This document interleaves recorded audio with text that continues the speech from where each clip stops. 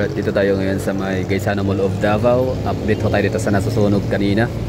Time check kanina, nasunog. Di ko alam kung anong pinaka-exact na oras, no? Kasi yung nagla-live streaming kasi kanina na dumaan sa wall natin. Di naman niya sinabi ko anong oras, no? Baka na-shock, no? Kaya di na niya naisip na bagnited yung pinaka-detalye. So time check tayo ngayon naman ay alas 9:13 na ng gabi. Dated today is September 25. Thursday. Tama ba? Thursday, 25 ba yun? 26. Okay, 25. Webes. Tapos tayo alas 9:14. So since nakita natin mga magdadalawang oras na nakalipas, no? So siguro nasa mga 1 hour and 30 minutes or 90 minutes na nakalipas. So baka nasa 9, 8, mga 7:40, 7:30, no? 7:30, 7:40 yung aking estimate na nagsimula yung naalarma, no? Ang mga taga Gaisano Mall. And yun na nga, pumunta yung mga bumbero dito. So maaga pa ha. So ano pa siya, office hours pa para sa mga natatrabaho sa shopping mall. So yung pinaka-exact location sa Gaisano Mall is dito siya banda sa may Burger King. Kasi ito Burger King, di ba madadaan yung Burger King. Tapos likod niyan merong Pizza Hut, tapos Mang Inasal. So parang yung Mang Inasal ang nasusunog. Possible, no? Kasi sila yung nag-shutdown.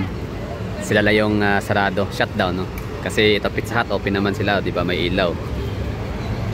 Tapos sa kabila naman dito meron naman. Tsaka sa likod, pag doon sa may unahan, sa may pinaka-entrance talaga nila sa may GP Laurel, hindi mo mapansin, no? Parang hindi mo mapaghalataan, parang walang bakas ng sunog. So hindi naman talaga yung sunog na malakas. So dyan lang siguro Mang Inasal. Ito akin lang naman to, like sa tansya ko lang. So hindi talaga siya yung pinaka actual na information. Pero siyempre may mga empleyado ng Mang Inasal dito, tatanungin na natin. Confirmed, no, Mang Inasal ang nasunog. Ang nagsabi sa atin ay taga Mang Inasal empleyado. So around almost 8 PM. So 7 to 8 PM, mga ganun, no? So tama yung estimate ko, nasa mga 7:40, 7:50. Time check tayo, it's 9:17. So wala man tayong maitutulong dito sa natin, mga pagla-live, pagba-vlog sa mga gatong sunog. Pero yung akin lang dito, gusto ko lang ihatid yung news sa mga taga Davao City na yan nga, merong naganap na sunog dito, lalo na sa mga suki ng Mang Inasal. Baka kayo bukas makalawa, pupunta kayo dito para kumain, meron kayong mga scheduled, baka meron kayong mga scheduled date dito kayo kain, no? Gusto kong malaman nyo na sarado siguro to bukas, hindi ko rin alam, no? So mataas ang chance na sarado sila Biyernes, kasi nga pwedeng ayusin. Hindi ko na pala tinanong ang yung cause ng sunog, kasi yung mga ganyang confidential naman yan, kasi iimbestigahan yan, di ba, ng Bureau of Fire Protection. Tapos syempre insured yung mga yan, so meron mga taga insurance investigation team na sila na dapat nakakaalam dyan.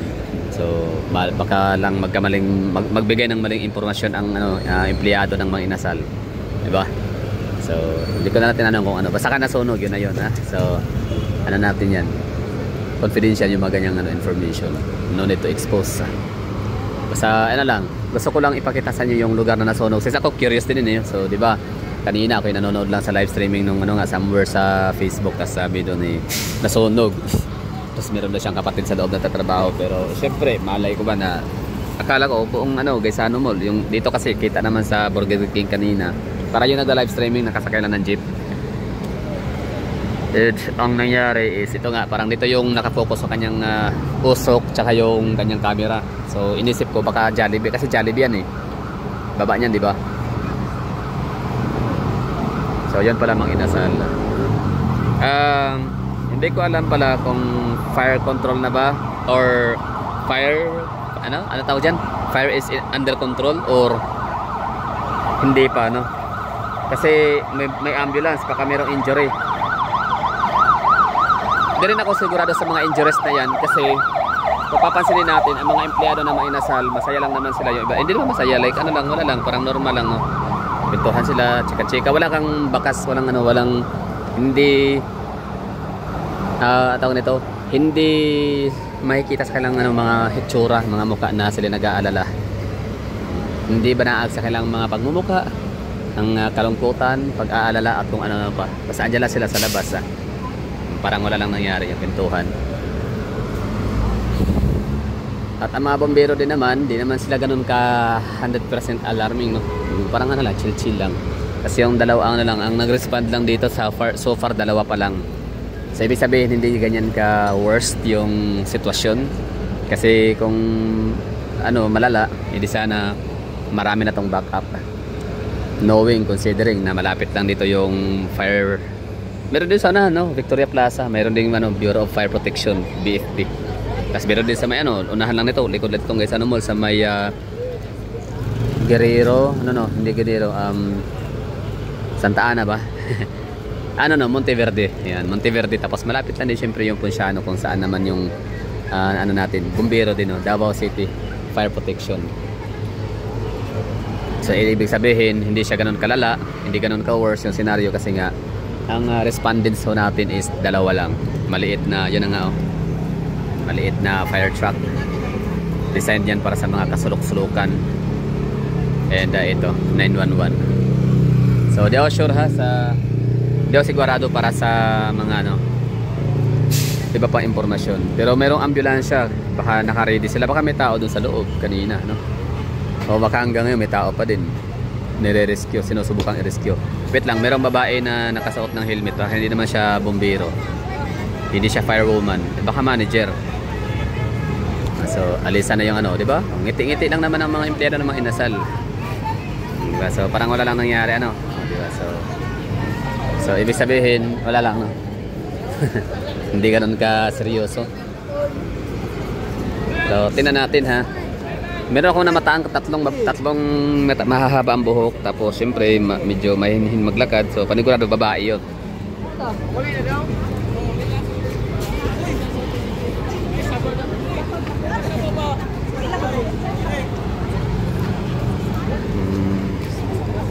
Tsaka amoy gulong. So tinanong ko yung empleyado kung meron ba silang gulong, no? May gulong ba sila somewhere sa loob ng kanilang tindahan? At bakit nangangamoy sunog na gulong, no? Guma. Sa exhaust daw, sabi. So sino yung tatlong mahahaba ang buhok na pumasok? Nakasuot din naman sila ng headgear. Sabi, empleyado ba 'yon o bombero? Okay, sige lang. Basta lang natin ito. Cover lang tayo. Cover. Live coverage. Hindi pala live. Recording. Footage.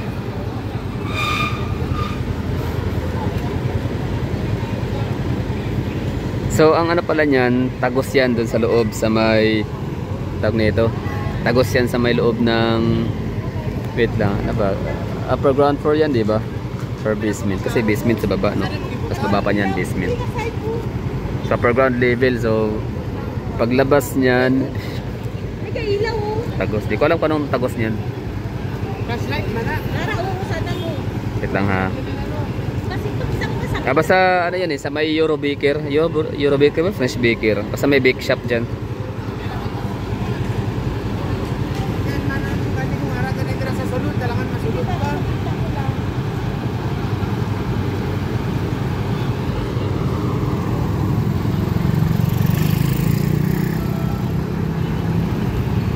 So, try natin lumapit pa, no? Kung hindi lang naman bawal. Wala, di rin parang sarado, no? Sarado yung tagusan. Lang ha. Ayun, hagdanan. Tapos Mang Inasal. Ayun nga, Eurobaker nga.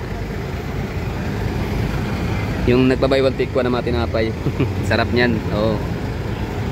Modus namin yan dati. Hindi man modus, parang gawain namin yan dati na nag-aabang ng buy one take one. Tinapay. So yan, basta tagos yan, Eurobaker. So ano pa ba ang pinakalisam talaga dito? Makukuha natin na aral sa ating ginagawang balita. Kunyari, no, balita. Ano tayo ngayon? Newscaster. Newscaster na newscaster wannabe. Ito yun na, time check tayo ulit dito, 9:25. So pag doon ka na area, yung hangin dito banda, pabor doon papunta. Kaya pag andyan ka amoy mo, no? Masisinghot mo yung amoy nung gulong or guma na yan pala ay exhaust daw, exhaust fan, gano'n. Okay, pero pag dito ka na banda, hindi mo na masyadong masisinghot yung guma, sunog na guma. So ano ha, akin lang naman to, obserbasyon ko lang, pansin ko lang, hindi siya ganun ka worse yung case. Kasi di naman ganun ka alarming masyado yung natin, mga taga Bureau of Fire Protections at mga volunteers, no. Kaya nga ito nga, dalawa nga lang dito. So ganyan lang ka simple yung sunog. 911 tsaka ito kulay puti. Di ko alam kung sa taga Santo, no, kanino, sino may-ari or anong organization to. Organization ba tawag dyan? Basta mga volunteer.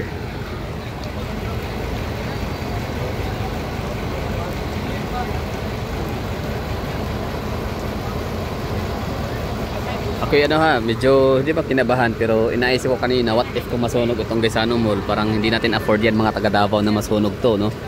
Kasi napaka-iconic din ito.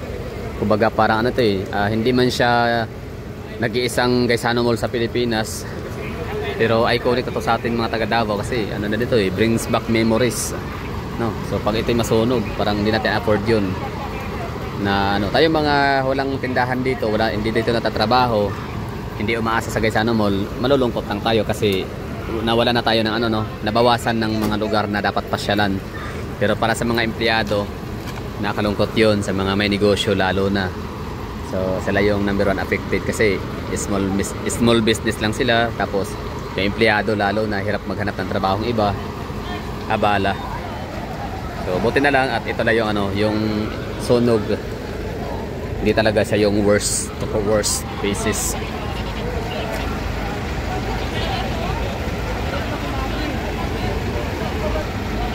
So, okay na tayo dito, no? Okay na ba yun? Nakapaghatid ako ng balita.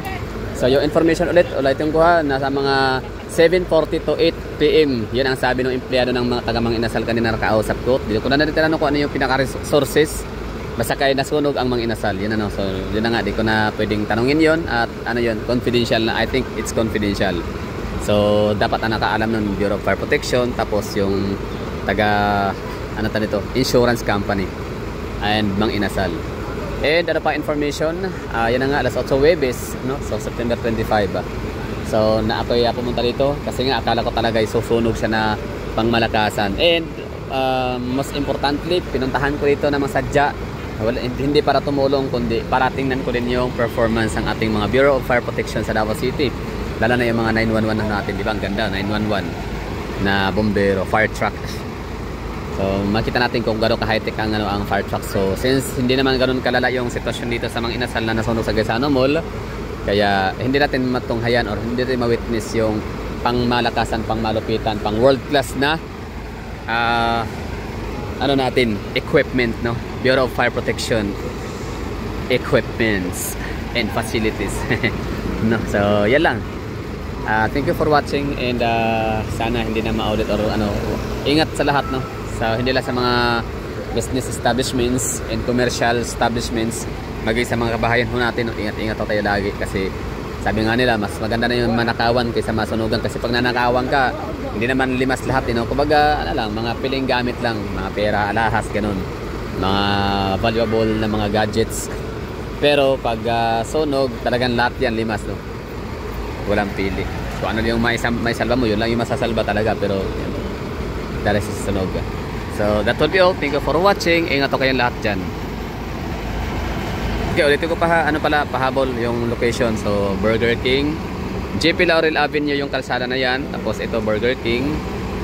Papunta doon ang papuntang may Victoria Plaza, Abriza Mall. Tapos dito naman papunta naman ng downtown proper, City Hall, ganyan. Tapos ito nga likod, car park, meron tayo ditong parkingan, SUV, Kidapawan, Midsayap, bus terminal, Moon Buddha. I don't know kung ano ibig sabihin ng Moon Buddha. Moon Buddha. Tapos San Pedro Hospital. Ayan. Okay, tas Guerrero Street. So ibig sabihin, in between sa Guerrero Street and GP Laurel, makikita itong area na to dito. Pizza Hut, Mang Inasal, nasusunog. Yan. Thank you for watching. Bye-bye. Sana maganda yung mga detalyeng na ibigay ko sa inyo. Kompletos na sana, no? Bye-bye.